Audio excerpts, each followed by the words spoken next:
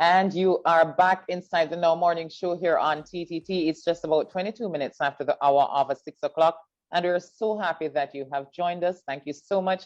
And we're getting right into the conversation about Caribbean Airlines' plan to send home 450 employees, 25% of their workforce, after a 75% decline in revenue and some loss of $172 million in the first quarter of 2021. Of course, there is also a loss in 2020. So we say good morning to Dion Legore, who is the head of corporate communications at Caribbean Airlines Limited. Good morning to you, Dion.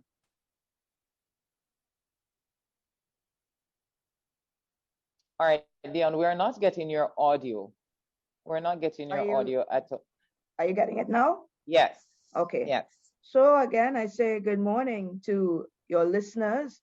Good morning to the hosts, to Trinidad and Tobago, and listeners wherever in the world they may be. It's a pleasure to be here, albeit under the particular circumstances. Yes. So Dion, talk to us. When will this retrenchment start? Because the announcement came out, but we don't know when this is going to, be effected, when it's going to be put into place. Talk to us about when Caribbean Airlines will start sending home these 450 people. Okay. Well, firstly, Natalie, having interacted with me before, I love to put things into context. Yeah. And we must place this situation very squarely into context. So the pandemic, as persons would be aware, has essentially decimated the global transportation industry. The economic fallout has been devastating globally. From a global perspective, airlines worldwide have lost somewhere in the vicinity of $370 billion US, and job losses globally are somewhere in the vicinity of upwards of 400,000. The effects of the pandemic, needless to say, have been severe regarding Caribbean Airlines. And I want to highlight that before Caribbean Airlines has gotten to this point, during the past year, the board, the management, the government have been very supportive. The board and management explored and implemented several initiatives looking at numerous options, taking preemptive action inclusive of pay cuts, temporary layoffs. There was an offer of voluntary early retirement and very stringent cost management methods were implemented across the board, to the point where year on year, our first quarter costs are actually down around 52%. To your question, to place this again into context, the figures for the retrenchment exercise, we're currently in consultation with employees, and the 450, that number is actually an upward figure. So it is not a definitive case of, yes, it's going to be 450 jobs, no compromise. We are now in the process of consultation with employees, and these consultations will take place over the next 2 weeks, so that thereafter we will be looking at where these definitive cuts could be made. There will be an exchange where persons can perhaps give suggestions. So management is open to this, because when you are impacting livelihoods, we have been very careful in the context of being proactive and really using this measure as a measure of last resort. Were the workers told about this before the release came out? Absolutely. I, as a communications professional, it is one of the elements and points that I am a stickler for. I ensure, and I do have the cooperation of the management and the board, and they were very clear in terms of the employees must be informed beforehand. So yes, the employees were informed beforehand, and persons within the recognized majority unions were also informed. And Dion, when we talk about the 450, you said it's not a definitive number, but how will Caribbean Airlines determine who will go and who will stay? For those who were, laid off before, will they be first in line? Is there a, a, a, a system in place to determine who will go home? Is it Well, based on years of service? well, first of all, I want to place it into the public domain that the criteria for selection, the proposed criteria. So we are going through this consultation exercise, and the company proposes to apply the principle of last in, first out, all other things being equal, and that will be the selection criteria. The consultation exercise will include consultation with the employees with respect to the proposed selection criteria as well. So you remember now that I say repeatedly that the airline business is a complex business. You have persons, for example, with very specialized skills. So those two would have to be taken into consideration because you want to ensure that your operations and that your intellectual and human resource capacity remains intact. But to your question, the guiding principle will be last in, first out, all other things being equal. All right, let's talk about the all other things being equal. Let's say somebody is in Caribbean Airlines and has been in Caribbean Airlines for 12 years, but just took up a new portfolio in the last 2 years. How will that impact that employee? Well, the thing is, date of joining is a significant factor, and the all other things being equal, that implements or injects into that criteria the need to look at specialized skills, as I explained previously. So we must look at the operations of the business, but the prevailing principle would be last in, first out, all other things being equal.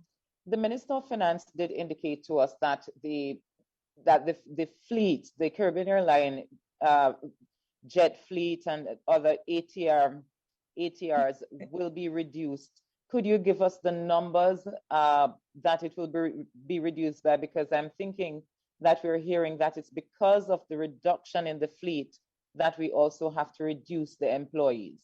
Yes, that is correct. So, of course, Caribbean Airlines has a strategic plan that is being refined, and within the refinement of that plan, and the fleet reduction is not based on anything that is whimsical.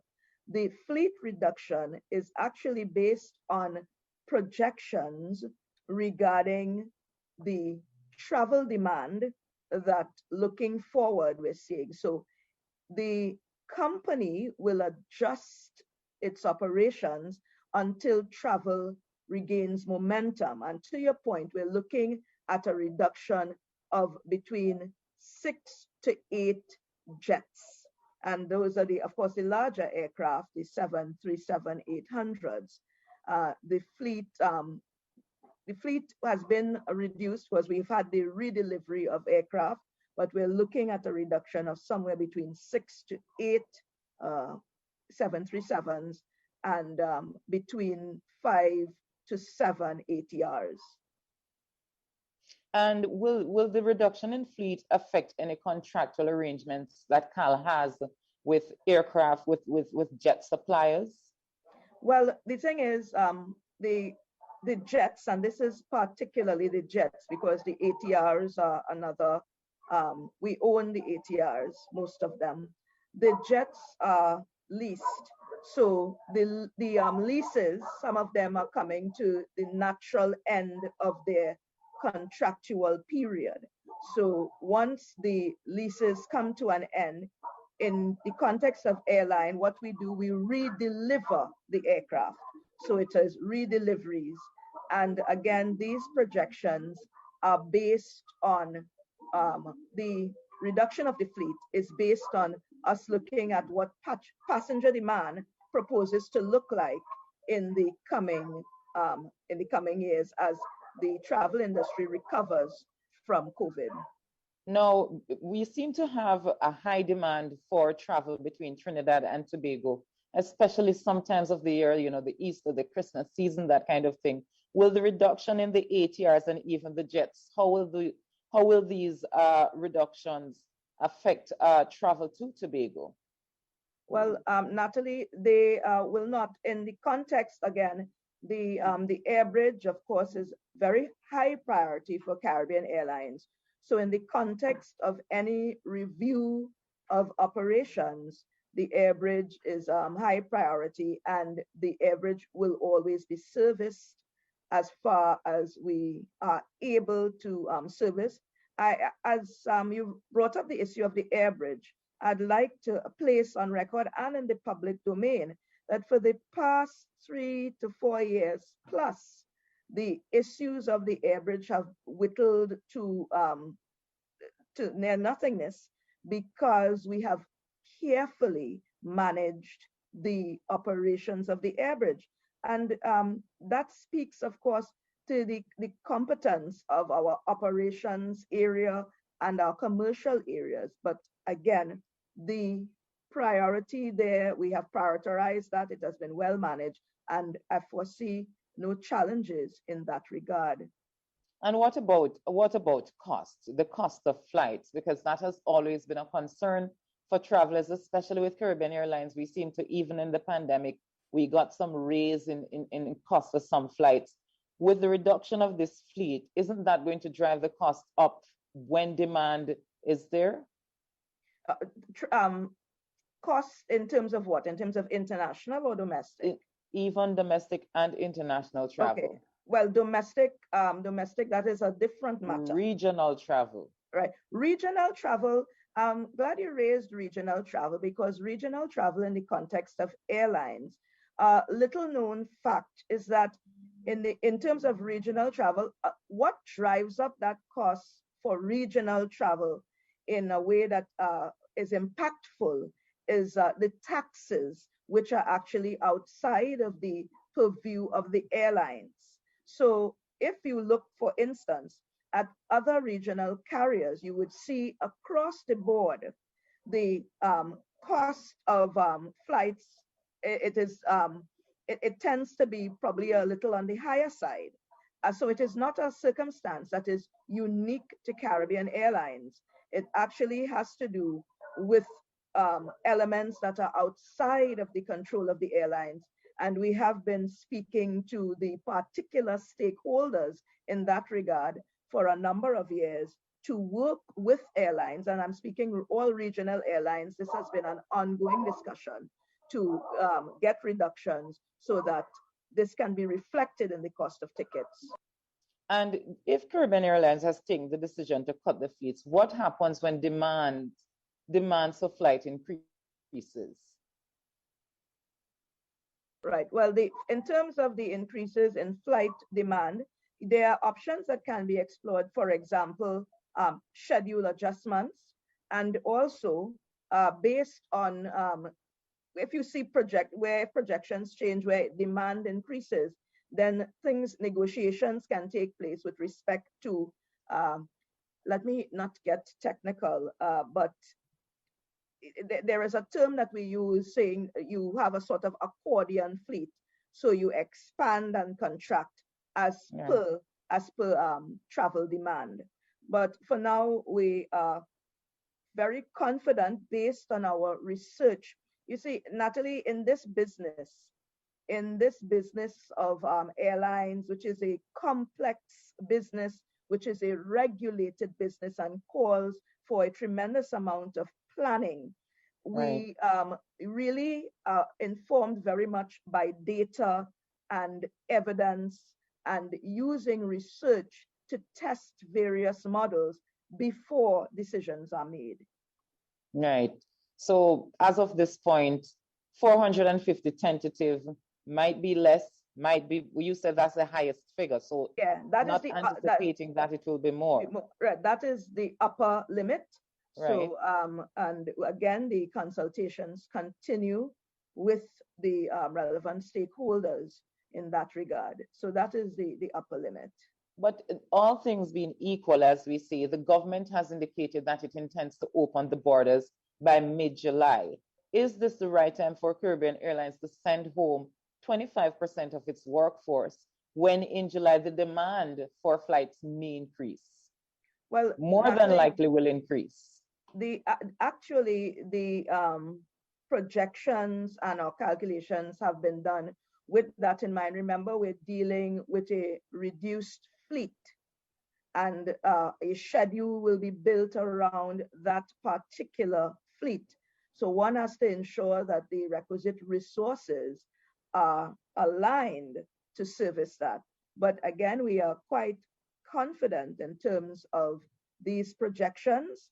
And I want to assure the public, I'd like to assure the public who have been very supportive of Caribbean Airlines that we can tell you that this will not at all impact our service levels. It will not impact our safety. Safety has been and it remains the number one priority of Caribbean Airlines, and persons can be assured that the service which they have come to expect and love will continue. You know, Dion, I hear that. But what was the reason behind taking the decision to reduce the fleet? Because I'm starting to think, is it sufficient to say that it's just that there's a decline in demand for flights? The thing is, Natalie, we do not anticipate that the recommencement of travel, I'm getting feedback. Are you hearing it as well? No. Okay, I was getting some feedback. We, based on the projections, we do not anticipate that with the opening of the borders and the recommencement of travel, that the volume of travel will return to pre-COVID levels. And that has been what has informed. And this is not, okay, one day we decide, oh, let's see what's going on with travel trends. This has been the result of extensive looking at the market, extensive research. The IATA, which is one of the global governing bodies for air travel, all of their projections and trends are pointing in that direction. And in addition to that, in addition to looking at the trends as projected by IATA, we also did independent research, and independent research suggests the same thing. So, and how is CAL going to pay for the retrenchment of up to 450 workers? Well, Natalie, you may have heard the Minister of Finance indicated in the Parliament yesterday that the government, the Ministry of Finance, has agreed to support the retrenchment exercise by payment of the severance. And I have to say that the government of Trinidad and Tobago has been very supportive throughout the pandemic and before, because of course they are the majority shareholder, and they have been very supportive of Caribbean Airlines. That is, the taxpayers have been supportive, which is something that as an entity, the company is sincerely appreciative of. Right. Can we say how much money CAL has lost since the end of 2019? Yes, the losses have been in the vicinity of, for 2020, it's somewhere in the vicinity of 700 plus million Trinidad and Tobago dollars. And for 2021, the first quarter? The first quarter, 172. Right. So can we say Caribbean Airlines is broke? Well, regrettably, our balance sheets have looked better than they do right now. They have certainly looked better. But you see, perhaps I can be accused of being an eternal optimist. And through the continued support of our customers, through the continued support of the very committed employees at Caribbean Airlines, we are confident that with time, that we will return to that buoyancy that we would have been experiencing in 2018 and 2019 before.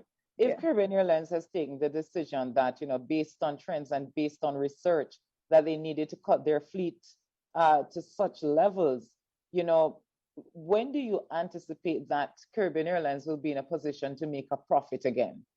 Well, the thing is, Natalie, if we're using projections, of course, there are a lot of unknowns. And profitability, I'm very cautious to speak about profitability. We can speak about efficiencies that would then, through efficiencies, bring particular returns. So we're looking at projections in the vicinity of 2023, 2024 or before, but we're certainly pushing towards efficiency, and with efficiencies within your entire business system, you find that you get increasing returns. So that is our projection. We're very focused on that. We are keen to work with our teams to get through this consultation process so that we have a business model that is sustainable for 2021 and beyond. All right, Dion, we do have to leave it there, but I want to thank you so much for speaking with us this morning, and really hope that, things will look up. And if that happens, that we will see some of these retrenched workers being reemployed with Caribbean Airlines. Yes, that's a possibility, isn't it? Well, that is a sincere a hope. And as I always maintain, which is a sort of life philosophy, I pray for the best and I prepare for the worst. But I want to, at this time, as you've raised it in closing, really, Natalie, I want to commend my colleagues at Caribbean Airlines, because we have many competent persons at the airline.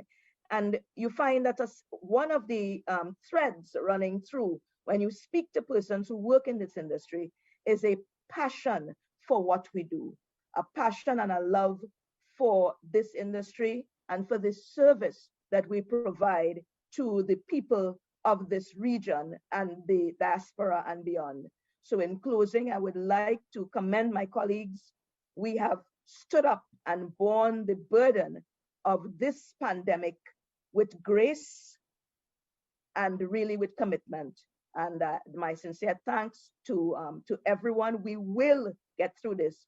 And Caribbean Airlines will be the proverbial phoenix to rise from the ashes of this pandemic. I want to thank you and your hosts for accommodating us this morning so that persons can get the facts as they are with respect to this exercise. I wish all of you a good day, and please continue to remain safe and well. Thank you thank you very much, Dion.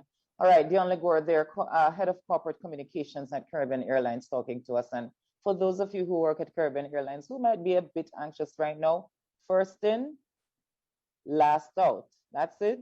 First in, last out. No, last in, last in, first out. First out. All things last being in, equal. First out, all things being equal. All right, we take that break and we'll be back with you.